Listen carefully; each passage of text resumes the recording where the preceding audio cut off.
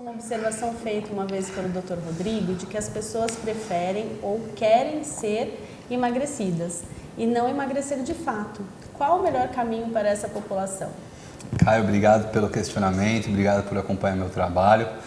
Eu realmente tenho vários insights, né, várias frases que saem na minha cabeça e normalmente depois de atendimentos. Essa é uma realidade. Então, em alguns casos, que cada vez mais o trabalho que você vem fazendo vai sendo difundido e esses casos vão se diminuindo, porque eles sabem que não existe alguma formulação mágica. Mas é isso que eles buscam. Alguns pacientes, eles acreditam que o que eu for prescrever de manipulação, por exemplo, vai ser aquilo que realmente vai proporcionar o objetivo de emagrecimento.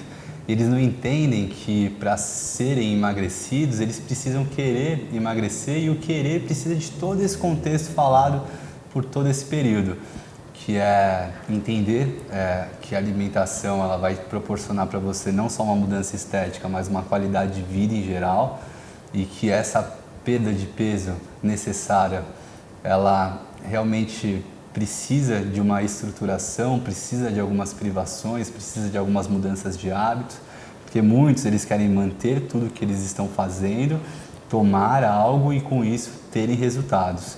Mas isso não é viável e se for alcançado dessa maneira, os estudos mostram que o reganho é muito significativo. E o que seria o reganho? Então, você ganhar o peso perdido. Então, quando você utiliza medicamentos para que você tenha redução de apetite e com isso consiga comer menos e emagrecer, se você não tem o que a gente chama de MEV, que é mudança de estilo de vida, você não vai conseguir o resultado esperado a longo prazo. E aí você vai gerar, na verdade, uma série de problemáticas, algumas metabólicas, por conta da privação muito expressiva. Nós sabemos que privações abaixo do metabolismo basal, que é o mínimo que você gasta para se manter em condição vital, vamos colocar assim, vai trazer impacto em tireoide agudo, né? Modulação em glico e mineralocorticoides, como aumento de cortisol, modulações negativas em relação aos hormônios sexuais, testosterona. De certa forma, você está estressando o seu corpo e muita gente acredita que basta deixar de comer para conseguir emagrecer. E quando você se priva de forma muito agressiva, você acaba gerando comprometimentos expressivos no seu metabolismo e quando você tem a medicação você não tem tanta percepção, né, porque ela faz com que você consiga se sentir num bem-estar mais significativo durante grande parte do dia pela modulação gerada na serotonina. E se você não mostrar que, na verdade, os principais gatilhos, né, as principais raízes desse sobrepeso ou dessa obesidade são alguns estilos de vida que são levados, né, são algumas situações dentro do estilo de vida, e se isso não for mudado, você não vai ter o resultado esperado. Mas a realidade é que você vai encontrar profissionais que acabam utilizando isso como um recurso para o seu próprio trabalho, que utilizam a medicação, aí o paciente tem um resultado, depois ele não consegue sustentar, aí ele vai acreditar que para eu ter um novo resultado eu preciso passar naquele médico que me deu aquele remédio e acaba virando um ciclo sem fim negativo. Por isso que tem que ter o humanismo, se colocar no lado do paciente.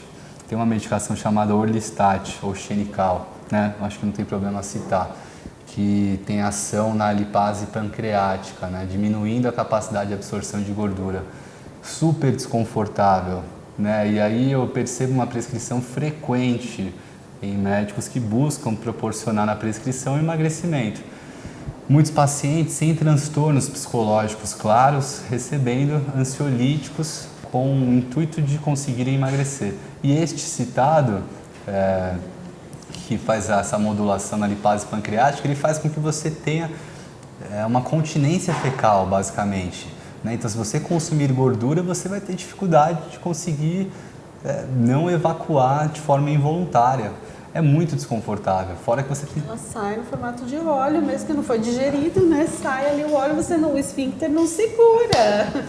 E nós temos prejuízo na absorção de vitaminas lipodependentes, né? Lipossolúveis, E já vi prescrições de vitamina D concomitante ao Orlistat. Isso me machuca, porque não é possível que o profissional não se colocou no lugar, no sentido de entender os efeitos colaterais e se é esse o mecanismo realmente que ele deve buscar para atingir o emagrecimento.